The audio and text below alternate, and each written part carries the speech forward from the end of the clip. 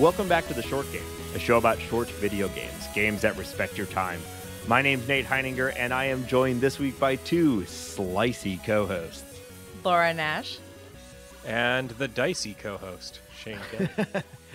And this week we are talking about a great little game called Slice and Dice. But before we do that, we have to address directly, we want to send our love and congratulations to Reagan, who is obviously not on the episode with us tonight, because him and his wife have welcomed into the world the birth of their third child, which now makes, I think, 6 kids have been born since the beginning of this podcast. So I am not pulling my weight. Reagan is doing we've got Reagan's much of it like he does for the podcast. We're growing our replacement when we end, we've got to hand the show off to the kids, and Reagan's making sure there's plenty of co-hosts to keep the show rolling. So up next on the short stack, it's a bunch of 3-year-olds talking about Paw Patrol. Yep. How many years until it just turns into a kids gaming podcast? You all did Kirby last week, and so it's kind of becoming slowly already a kids I think podcast. We've got to schedule something really inappropriate to counteract this trend. Hey, it's spooky month. It is spooky month, and at least this game has murder, so we're getting back a little bit. So it's cute and delightful murder, but it's still murder. So this is a really cool blood game. Is still blood. It is. Yeah, this is a really cool game. Before we jump in, I want to give a shout out to, this game was actually recommended to us over Twitter by at Purple Hat Dave. So thank you for the recommendation. Took us a little bit to get to it, but I'm really, really glad that we did. This is a game that is right up my alley, and I'm really glad that the two of you played it as well. It sounds like everyone is such had a some Nate fun game. But I loved it too. Nate. I'd say it's a Nate and Shane game, but Laura, I'm glad that you're here with us, because I'm glad to know that you liked it as well. Some of these sort of crunchier roguelikes, I know you enjoy, but they get thrown to me and Shane a lot, but I think you like them just as much as we do most of the time. I like them just as much, and I'm incredibly judgy about the UI. So when one comes and I don't have to think and everything is clearly communicated to me, I am going to that is like adding 30 bonus points on my review. Not only was this fun, but I enjoyed the design decisions. Arguably the best. Yeah, arguably the best part about this game is its design and UI elements. But before we get into the nitty gritty of what makes this game good, I guess we should start sort of high level. Shane, do you want to try to take a crack at explaining what this game is? Sure.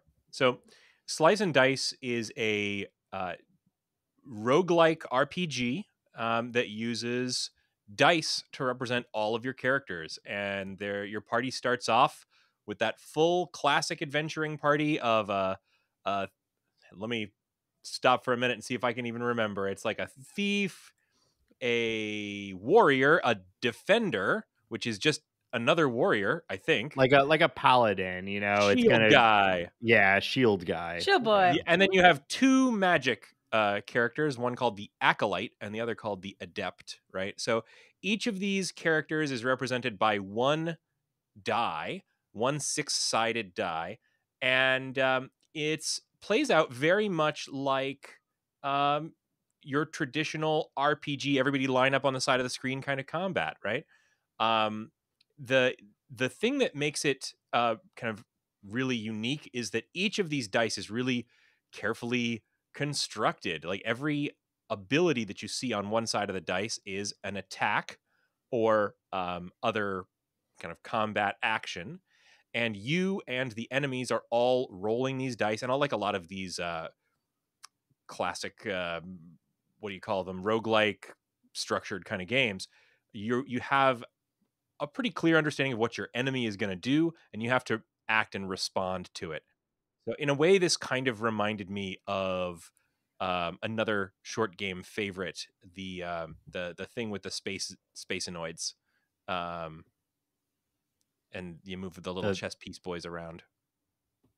And Mm. Reagan, where are you? You gotta bail me out. I don't remember the names of any of the games we've covered. Advance Wars? No, I'm thinking about the space one with the giant monsters. I truly can't think of what you're This thinking of. This is perfect radio. Yeah, so you think about that for a little while, see if you can figure it out. I'm sure it's right on something that I should know as well. But yeah, it's a really straightforward design. You've got your team on the left. You have, for every active party member, you have a single die, and the round will start first by the enemy rolling their die, and the enemy is a slew of classic dungeon crawling bad guys. You've got trolls and Wolves, goblins, A lich. rats, Witches. yeah, well, there's boss fights, so of course you've got your liches and witches and whatnot, and they all roll their die. And yeah, like Shane said, you can see very clearly what it is that they're going to do, who they're going to attack, and what the effects of that attack will be. And then you roll your die, and let's say your first character, it's a rogue. They have a 6-sided die. 4 of those die sides will be a basic attack. 1 will be a sort of vanish move that removes all damage against them. And then the 6th will be a blank. And you roll let's say you have 5 active party members. You get a great little display of the 5 die, each for, 1 for each of your characters, bounce up in the air, hit the table, roll around like dice do, and then you will select which dice you want to keep. So this is that classic Yahtzee mechanic, right? Like this is the roll and lock, right? So this goes way back to. I mean, I don't know if you can get more foundational on a dice game than Yahtzee. Yeah. And what's cool here is each one of these dice is covered in these individually different, mechanically different abilities that represent the character, and you're trying to lock in enough of the right moves and a mix of the right moves to make it through to the next round of combat, and it gets really tense.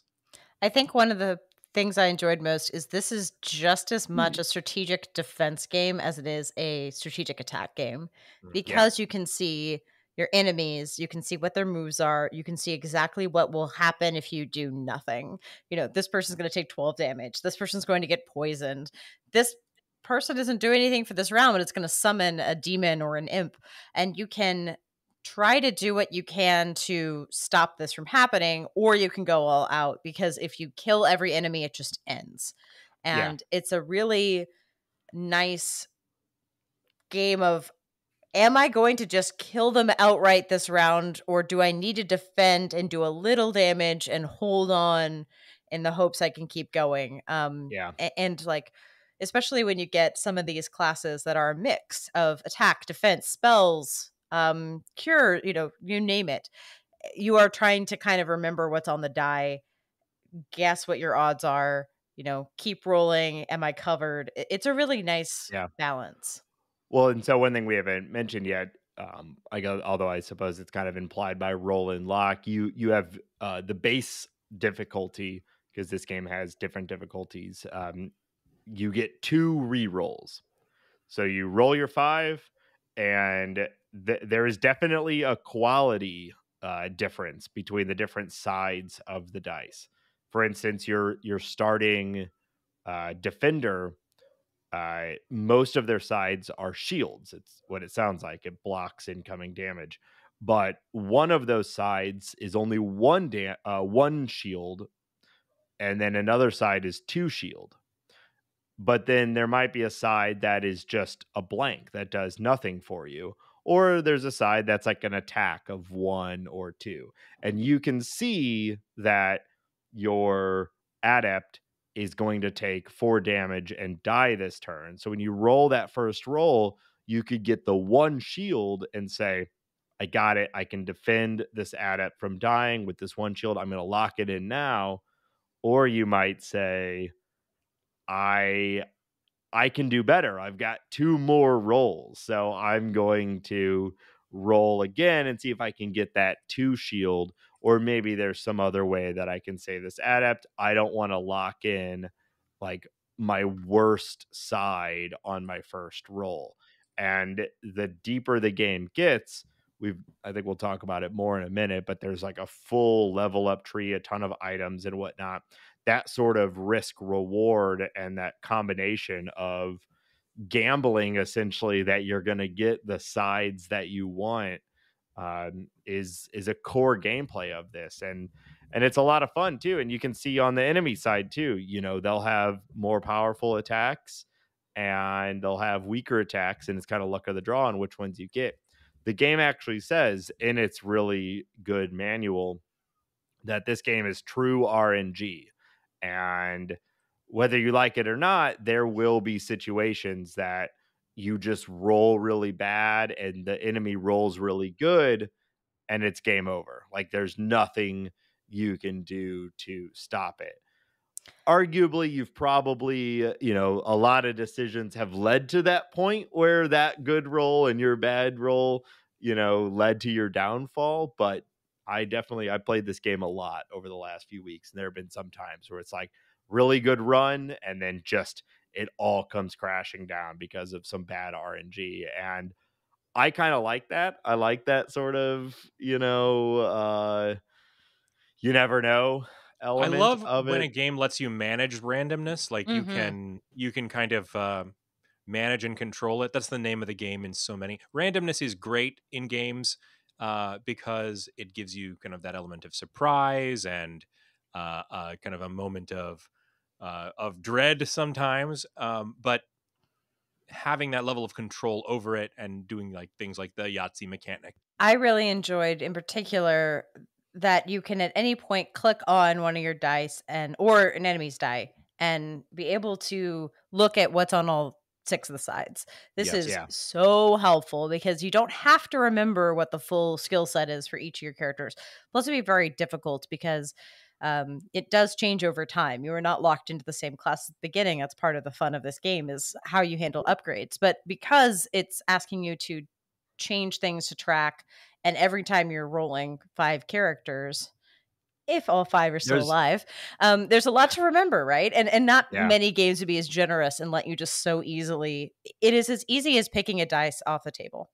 Mhm. I think that's a good topic to dig in a little bit on, because I think the UI and the thoughtfulness of this game, I think is what really one of the things that stood out to me. There's so many little elements of the UI. One that is simple, but I love it. There's a big end turn button that you have to click Yes. when it's the end of your turn. And if one of your characters is going to die, there's a little Are you sure? skull. There's a little skull on the big intern, not a little skull, a big skull. And for every one of your characters Mhm. that will die when you click that button, there's a big skull. So if You're I committing click to this, this. they will die. And And it's reinforced by them flashing red on the side. So not yes, there's only do you every see them bleeding indication. out. You accepted this fate by clicking enter. Yeah. Now you might not have had anything to do to be able to block it, but at least the game made it really clear that like you're locking in this outcome. And I This is and I kind of thought that was similar great. to I at the beginning. The game I was trying to remember the name of desperately was Into the Breach, Oh, um, Oh my god, one of my and favorite games. so into yeah, I know. So Into the Breach has a similar element where like your number one job on a turn is um, to save Not the die. lie to not die, to save the lives Yeah. of as many of your actors, characters, what have you, robots as possible. And it's true in this as well. And the way that um that they keep you constantly in jeopardy, because I think I never had more than about like 7 or 8 hit points.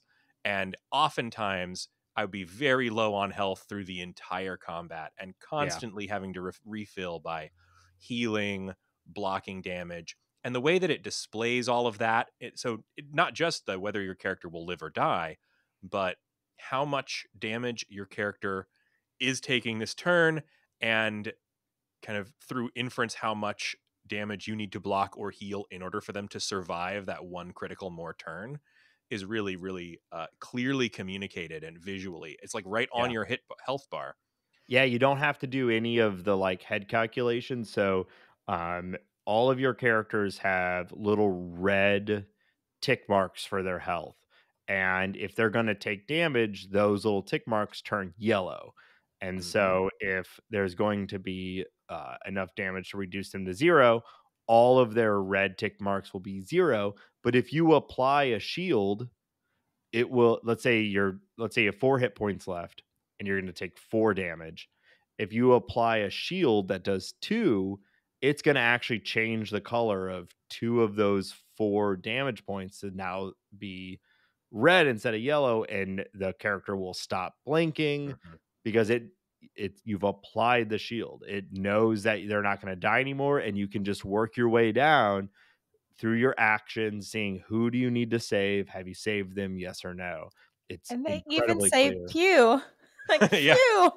It really makes each thing very distinct. That like healing and shielding, and then there's an alternate version of healing that's like bonus HP. Like Mm-hmm. in things like your first turn of the game, it's not at all weird in this game for the enemy to lock in attacks that will kill multiple characters in the first turn, right? Mm-hmm. And Right. so it really drives home the distinction between these different ways of playing with the health bar. You know, on that turn 1, healing is worthless because the characters are at full HP. So only the shields will help there. And then after that, the value of healing actually can outstrip the value of the shield. So Yeah. um Because really, really cool. healing can help with poison, which Yeah. works in the same way every video turn-based video game that has poison works, but shields don't help poison, whereas healing does, right? And It's it's it's really great smart. that the cure, which is the poison or modifier thing, is both a antidote and a cure, which is Yeah. a really nice change because often I've had it's very good on the first round, for example, if some poison damage is coming in, but you're like, is that really a trade-off? Is it worth preventing poison when heal is going to do nothing? Like there's a lot of Yeah. wonderful trade-offs in this game. Also, Mhm. order matters way more than a lot of games because sometimes you can save everyone if you do stuff in the right order, and there's an undo button. May Yeah, I So sing the we haven't praise of men the undo button? we super haven't cool. mentioned that yet, but that's the biggest quality of life thing of this game. I mean, it fundamentally changes the game in to benefit the player from like it changes the game to a like mix and match, try out a bunch of different things and then lock in your final solution rather than like, Yeah. oh shit, I accidentally, I healed this guy with my first action, but I actually could have killed the guy and done everything different. It lets you be thoughtful. You can undo all the way to the beginning of the turn.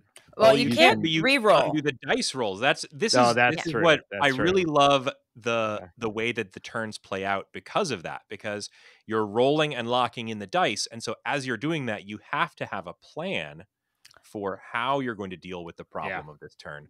But then once you've locked in the dice, now you're free to experiment a little bit with order, and the order really matters. So, I'm pretty sure I have the ingredients to survive this turn, but can I W- execute it in the right order? And you're It Yeah. free to do it.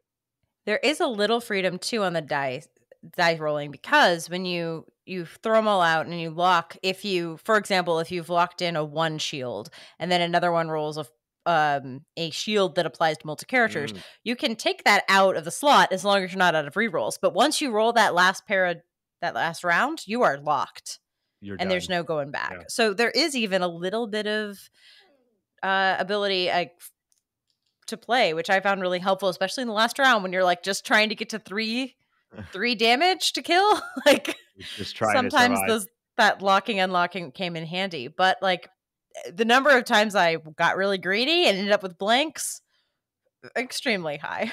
Yeah. Absolutely. can I talk about progression? Yeah. So the way that progression works, every roguelike game has some kind of progression tree, and whether it's changing out cards in your deck or leveling up your character, getting abilities or whatever, it's always one of the most core things here. And they, just like everything else, Slice and Dice keeps that really simple. There are two kinds of progression. So you start off with that full suite of 5 characters. Each one of those characters as you finish each level, will either give you a chance to level them up and change their class. So there's really no distinction between leveling up and changing your class, and or get an item. And changing the class, this game has 60 different hero classes that you can progress with through and try different ones. When you change the class, you're basically switching the die out for another die. And I think there's a tree. I didn't get a full sense, but there's There there's a tree is. structure. Yeah. So there's each like archetype, your rogue archetype, your like defender archetype. There's 3 levels within Mm, each. There's level 1, which is what you start at.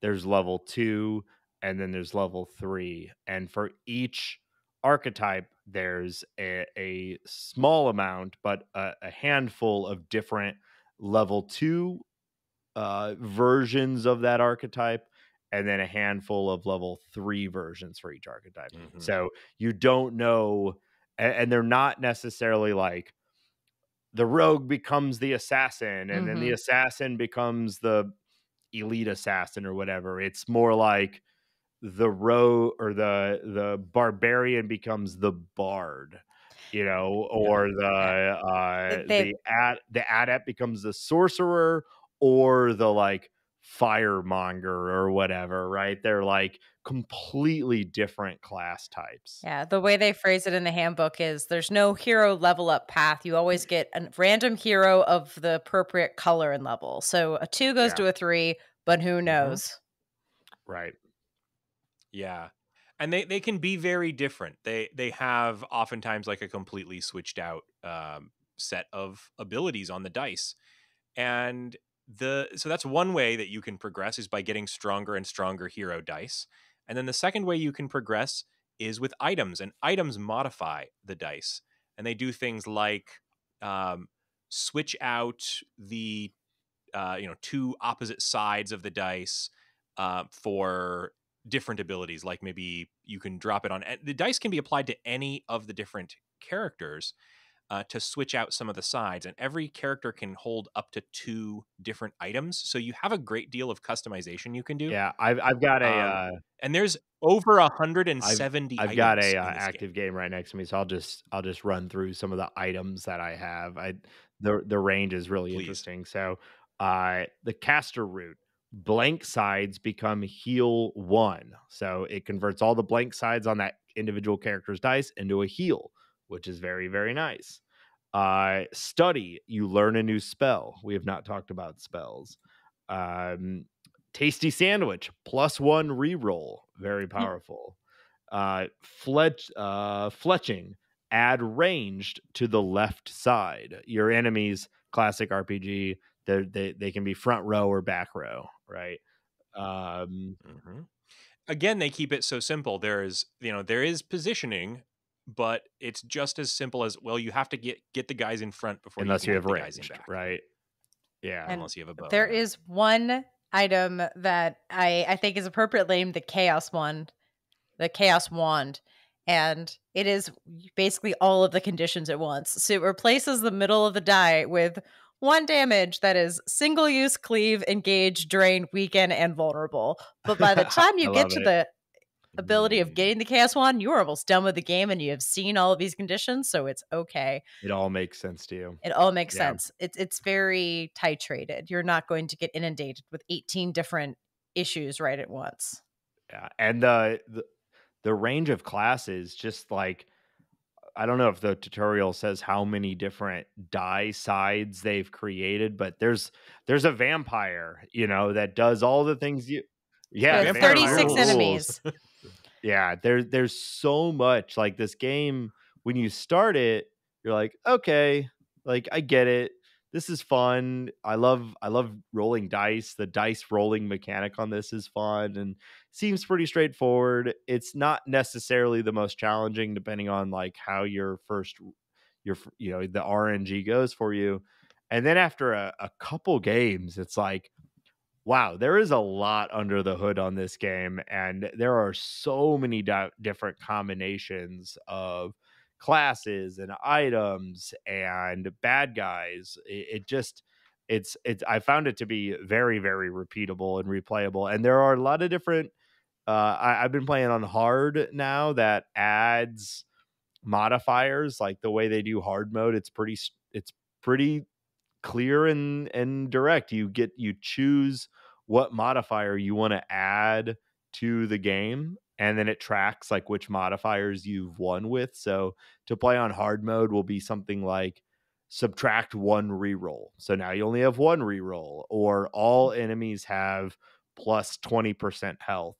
And then there's unfair mode, which just adds 3 of the 4 hard modifiers, which I've not tried yet, but like it's like all of the things with this game.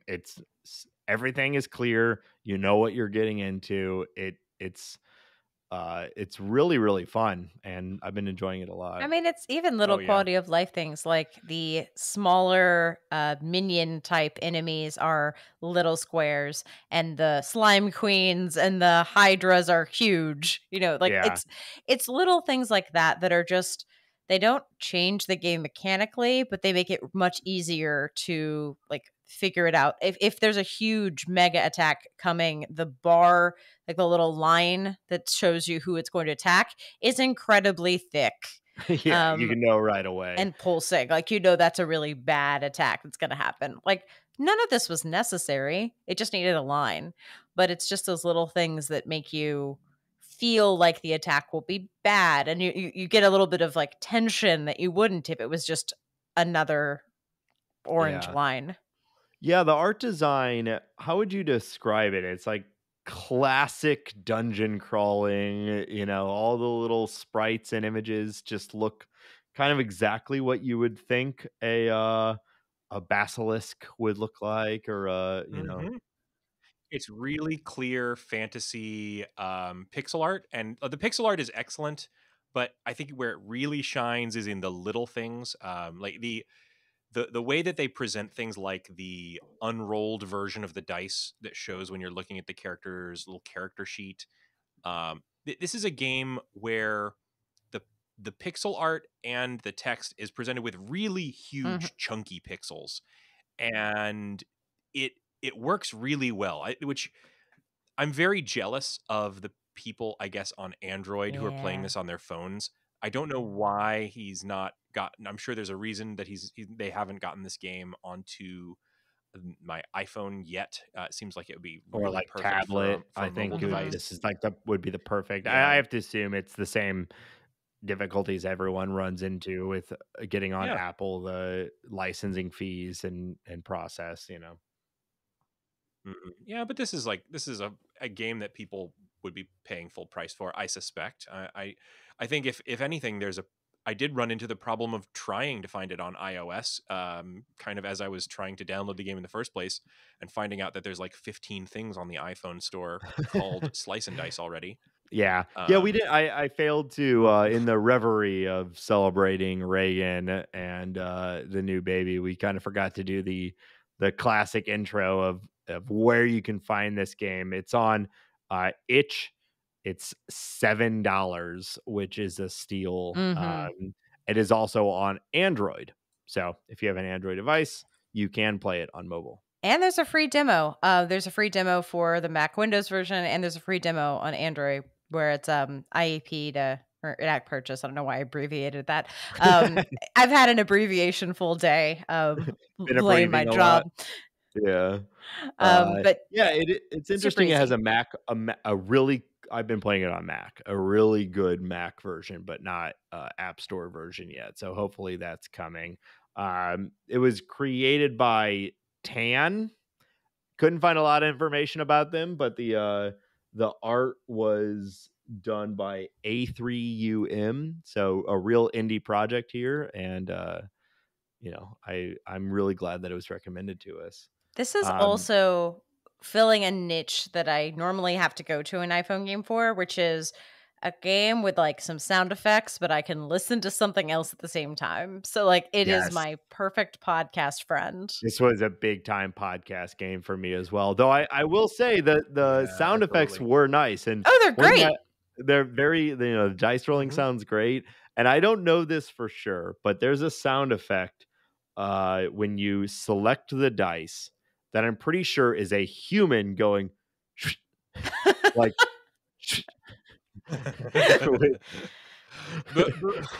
But before we stop talking about where to get this game, I wanna call out a little bit more about the title, which I think is maybe the biggest. It's obviously it's a great name because it's slicing and it's incredibly dice, literal.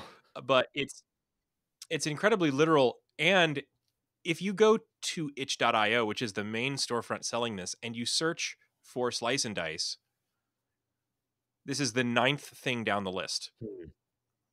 Because there's 1, 2, 3, 4, 5, 6 games before it on the list that have exactly the name Slice and Dice. And there's one that's named Dice and Slice. There's one with an ampersand. There's one with an apostrophe N instead of the and. There's Dice Slice, and there's Slice and Dice Adventures. And all of those come before Slice and Dice when searching for exactly this game's name in the main storefront selling it. So this is just I think that could be use our show note link. We don't. It's not an affiliate link. We don't get any money from it. We just want you to find the right place. For what it's worth, I just Googled Slice and Dice game, and this was right at the top.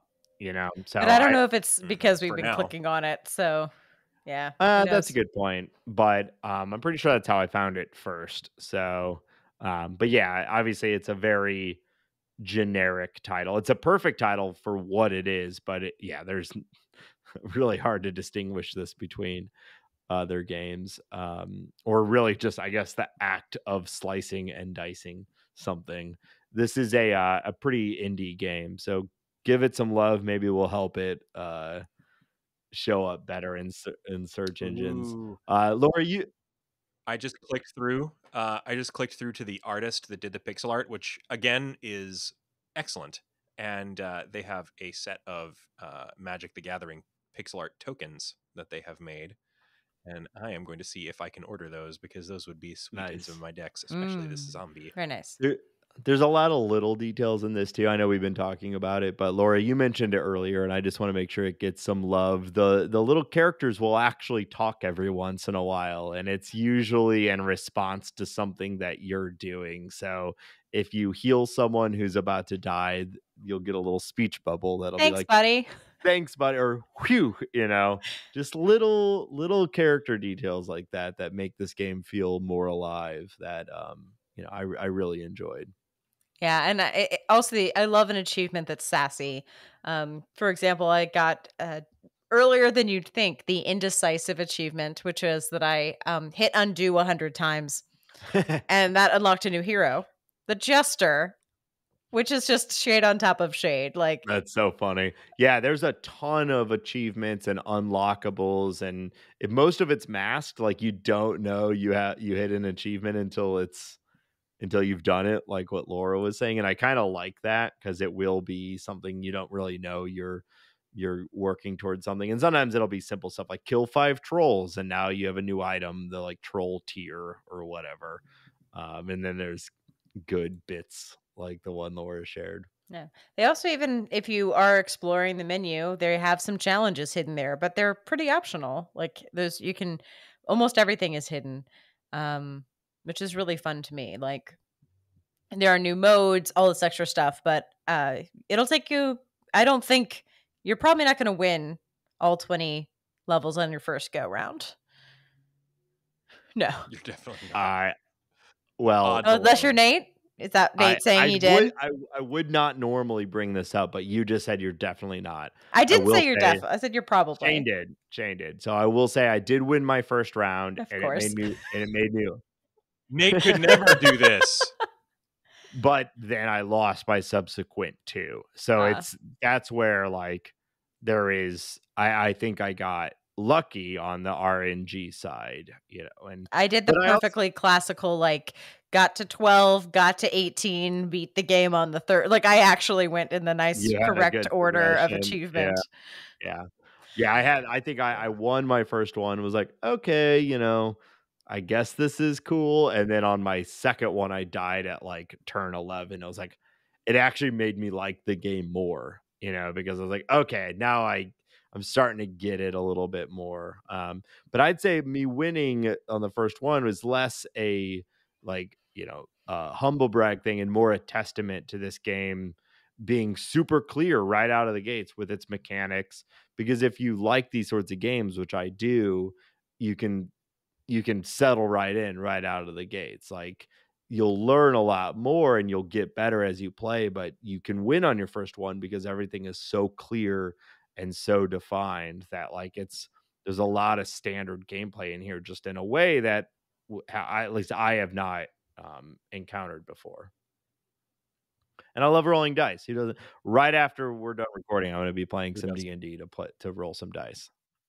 So I think it's fair to say, that we really, really recommend this game.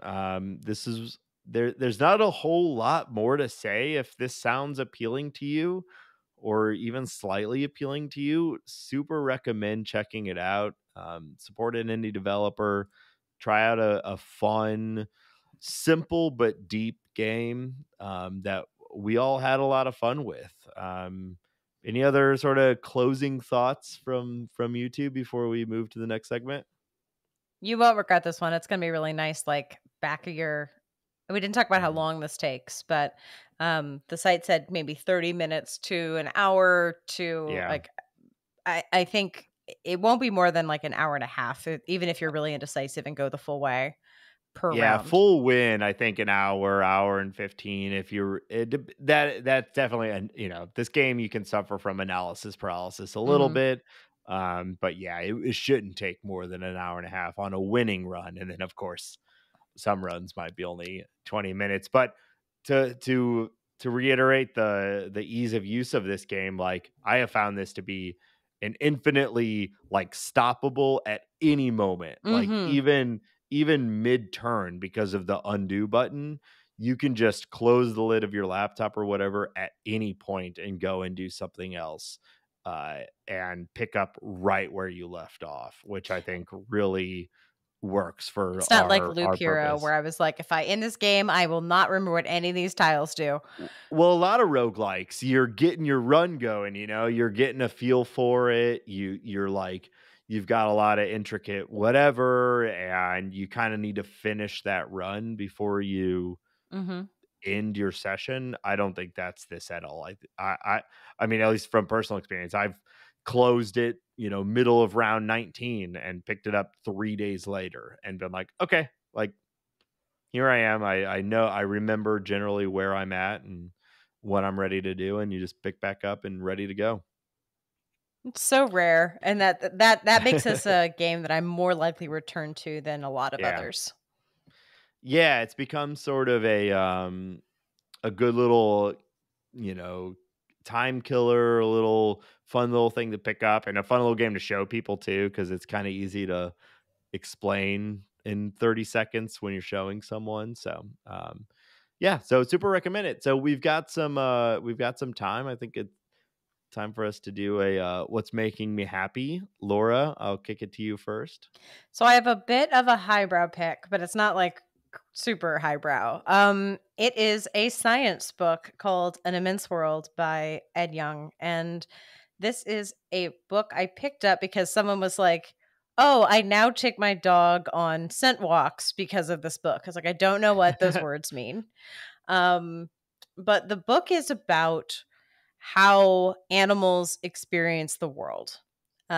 It is about how many ways there are to perceive the world around us and extensively footnoted. And it's like the jumping spider has 16 eyes, but like they only can do this and they can do that. And they keep showing animals and it's their cool thing. So, for the example of dogs, it's mostly things like um, dogs are mostly experience the world through scent versus their eyes, and yet we are like moving them past scent too fast, and that's why like dog scent walks can be really calming.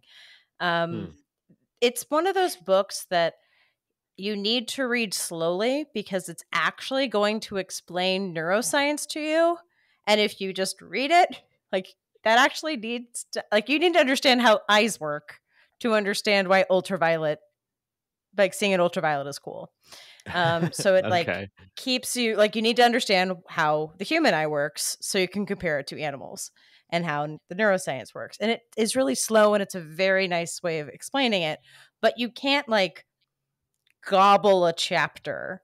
This is a book that I loved and borrowed from the library and had for 21 days and got 30% through, and I've just put it back on the hold list and I'm going to finish it later. I got through the sense of smell, and I got through directional eyes, and I got through eye spectrums. I have not even gotten into the really weird stuff about like how platypuses can sense electrical vibrations and all kinds of stuff. But it's so nice and like piecemeal that the idea is basically that humans are centered in seeing the world through our own uh, experience, and we have kind of misinterpreted animals because of it. So here's the anecdote that will make this make sense. So why do zebras have stripes? All the zoo signs growing up were like, it is camouflage so that lions can't see them in the trees, right? Right. Or like so zebras can identify each I always thought other. it was so that the lions couldn't tell one zebra Yes, from the but other. here's the thing. Lions' eyes are They just show up as terrible. like a big map. And by the time a lion can see a zebra's stripes, they can smell a zebra so much better because their sense of smell is better. So like they have to be within 60 feet and they can smell the zebra. Ah, so the stripes are like stink lines that trick the lion into thinking that the They zebras have smell nothing to do with lions bad. whatsoever. Shane's. But here's Okay. I'm the on thing. Shane's side. They actually like so everyone was like, and the other thing they're like, oh, it must be so zebras can tell each other apart. Turns out zebras also have terrible eyes and zebras blur the lines. So zebras can't even see those damn lines. So why do zebras have stripes? They've discovered it's because horseflies get confused and won't land on zebras. So it has nothing to Shoulda do with vision known. whatsoever. Should have known it was horseflies. It's always horseflies. But they recently got to this because That's they so first crazy. had to realize, like, we just assumed it's because we have better vision that it must be something about vision and vision being important. Zebras can't see them and lions can't see them. It's just for horseflies. And it's Okay. that kind of like, oh, And horseflies don't even see them very well yeah, either, it's just one of those apparently. like, oh, the world is different. It's way weirder than you than we thought it would be. thought. Books. Read it in small bits. It's fantastic. Fantastic. I look forward to in 3 weeks getting another anecdote where I'm like, the world is wrong, everybody. Sounds like a Bill Bryson book, but for science. It's a Bill Bryson book, but it's a lot more like the world is fundamentally unknowable. Yeah. And Bill Bryson was like, I will learn how the world works. And Young Yeah. is like, you can't. His previous You book will was I never. Contain Multitudes, which was about germs. And just as much as like, germs are too fucking weird, man. So, hard, but you're going to feel smart. I can't Mhm. wait to Yeah. check it out. If I can see it. My pick this week, I have a show recommendation for you guys that I've just been loving. It's just gotten its second season. I guess the second season has just wrapped up. I have just started that second season because I'm never on time with things. The show is called Primal, or also known as Jendi Tartovsky's Primal. Jendi Tartovsky, hopefully I have said that correctly, is a animator who was kind of involved in everything from like Samurai Jack to the Powerpuff Girls to Batman the Animated Series. He's kind of animation royalty, I guess. I don't know. His name's on the show. And the setup is fantastic. So this is a show that is set in a kind of anachronistic prehistory. And I guess the most important thing to know about the show is that it is completely wordless, because the main character is a Neanderthal and he becomes close friends with a T-Rex. And what a it is conceit. a I love it. yes, so this show is like a perfect stew of, like, weird genre shit that I love. It has, like, fantasy, it has horror, it has, like, prehistoric. It gives me, like, intense Conan vibes, and that's very, very key to me. And, the animation is really, really good. This is I mean, it's silent, so you know it's gonna be doing the visual storytelling. Not entirely silent, I mean, just no words. There's a lot of, shouting and Sure. screaming and, Yeah. wonderful music. Um, and it has like a 10 episodes in the first season. Uh, the the relationship between the characters are not like named per se, but they're credited as Spear and Fang. And I don't really want to spoil anything for it because the story is kind of light. What it is it's very episodic, but it does have a kind of a through line and a narrative. And the at first I was like, oh, this is going to be a great show for me to watch with my son. He loves dinosaurs. Do not watch this with children. This is intensely violent and very scary at parts. It has some horror elements in it that are very over the top, and so I guess I shouldn't say that much more about it because I mean it's like I said, the story is very light, and the episodes themselves are in fact very short. I think about 20 minutes. But there are some really fantastic moments in this show, and the storyboards for this must have been Well, on complete that, works of art. I just really I have not seen the show and I wasn't familiar with it, but I first encountered this a couple weeks ago when I was looking at the like behind the scenes Emmy nominations and I was looking at animation. I was like, what is this show called Primal? Because they are nominated like into individual achievement, which is when they call out the character artist storyboard. I was like, they have like all of them, like almost all the categories. And then I looked up last year and I was yeah like, their storyboard, their character artist, like 3 people won the like 3 out of the 5 animation Emmy nominations and were or yeah wins were for this. They've won. I think they also won best program, uh, and it's just like I just remember they had it. It was like Secession. It was like all of the nominations were for Primal, Yeah. and I was like, I've never heard of this. Primal and Arcane were the only things that really got nominated this year. Absolutely. This deserves all the praise. I mean, just the concept alone of like guy and a dinosaur. What I more can mean, you ask for, terrific. frankly? You know, it scratches an itch I didn't know I had. Like I this is it is not the Flintstones. Let's just put it that way. Yeah, that sounds interesting. I'll have to check it out. Well, I've got a couple things. I haven't been on this show for a few weeks. So I've got two. One will be short, but first, we're heading into spooky season. I know I'm a little late on this, but have either of you watched the show Midnight Mass?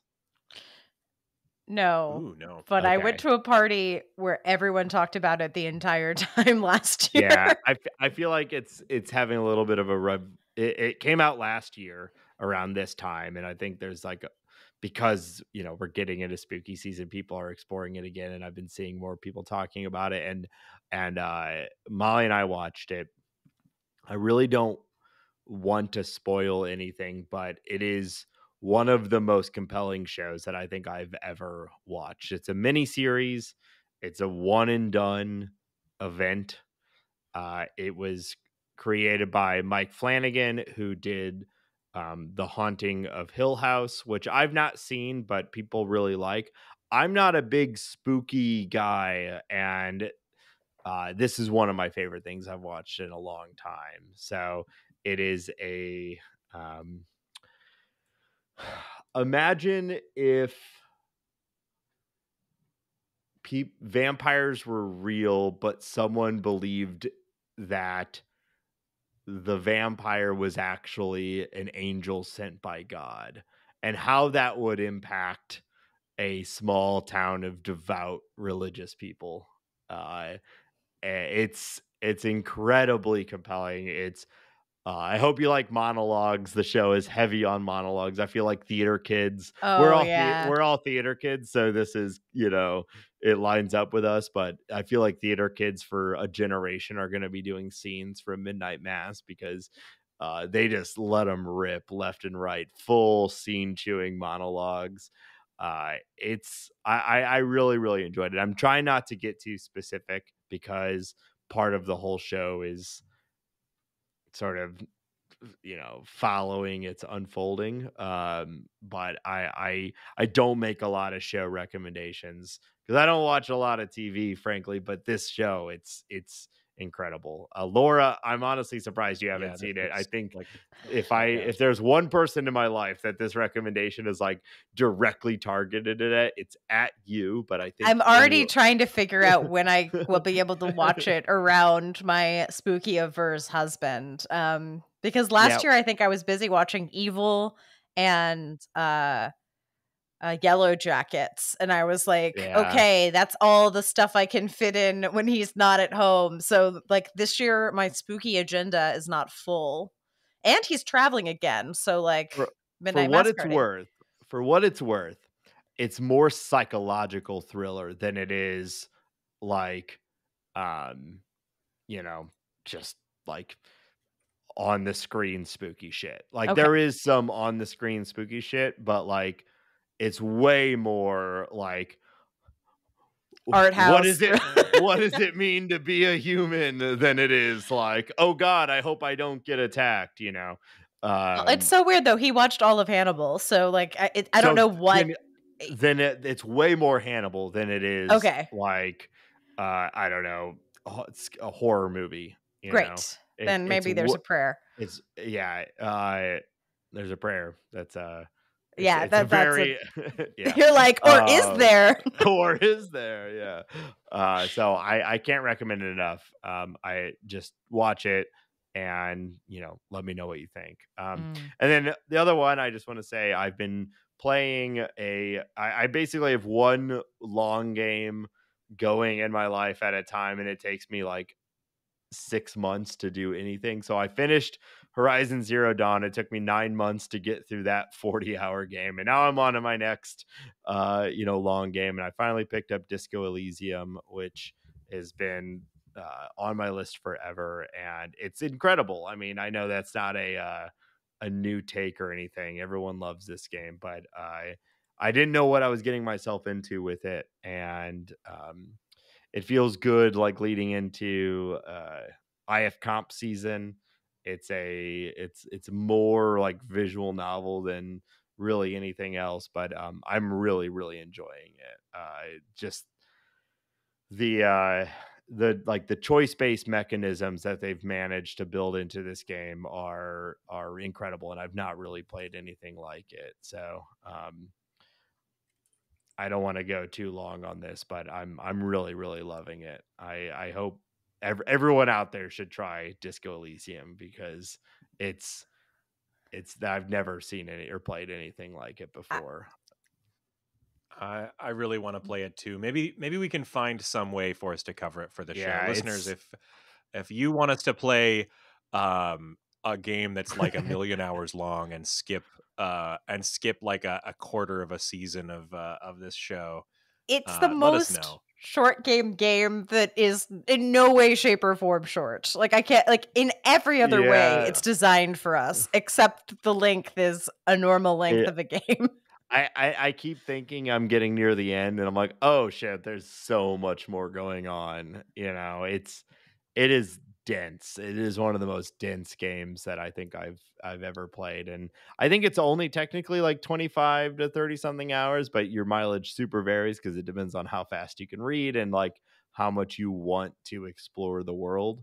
And I think if you're anything like us on this show, if you're going to play this game, you're going to want to explore this world. So it's I think it's a longer game, but yeah, I mean, I would love to, I could talk about this game.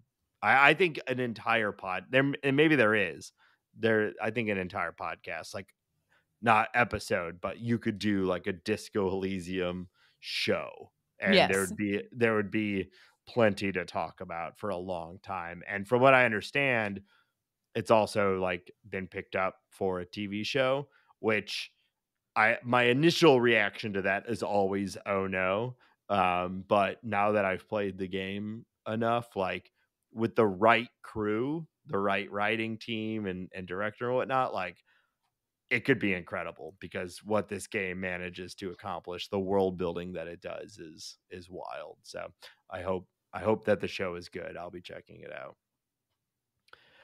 So that's it, I guess. That'll wrap up this episode on Slice and Dice. Thank you both for playing this game with me, and it's a fun game and fun little episode. So let me take a little stab at the outro. I know Reagan has this all written down, or I assume he does. Otherwise, how could he do it exactly the same every time?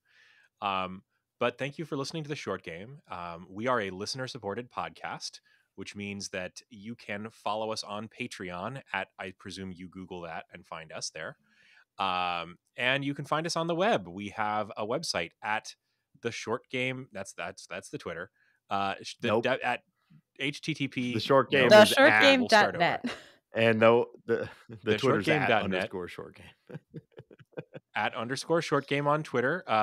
We are not on Instagram or TikTok or Reddit or any of the other platforms you might want to find us on. So tough luck. And if you support our podcast on that Patreon for just $1 a month, you get access to Discord, one of the few social networks we are on. And through that Discord, you can chat with us about games. This is a great time to do it because we have IF Comp coming up, and IF Comp always generates a lot of discussion. I also think if you get on there and I hit some sort of financial threshold, it will prompt Reagan to mail you stickers. However, I'm not promising anything. Yeah, Laura, I think you're right. $5 is the sticker level. But if you do that right now, I would say don't expect those stickers right away because Reagan has his hands full. Am I missing anything? You can follow us on Twitter. No. At _the short game, and you can follow me personally at Laura J. Nash and Nate at we're all so bad. It's _short game, not _the short game. Why don't we do you want to just like roll back? Let's start this. No. Just leave it. No. Let it lie. Misinformation. Yeah. So you can follow us individually on Twitter, where we love to get personal game recos. You can follow me at 8-Bit Shane. Laura, where can people find you? At Laura J. Nash. And Nate? You can find me on Twitter at NateSTL. And also, I want to take a moment to shout out someone who left us a delightful review on iTunes, or on Apple Podcasts, rather. Anani Mist. They said, "Hi, I'm new to the podcast," and left us a really, really nice and thoughtful review. So thank you to Anani Mist, and thank you to anyone who takes the time to pick up their phone and leave us a nice review. We're marching towards 100, and we appreciate everyone who has taken the time and urge you to do the same if you have not. And that'll do it for this episode. Next week, we begin our coverage of IF Comp, our favorite time of the year. So again, congrats to Reagan and family, and we will be back next week, as always, with another episode of The Short Game. Until then, bye, everyone. Bye. See ya.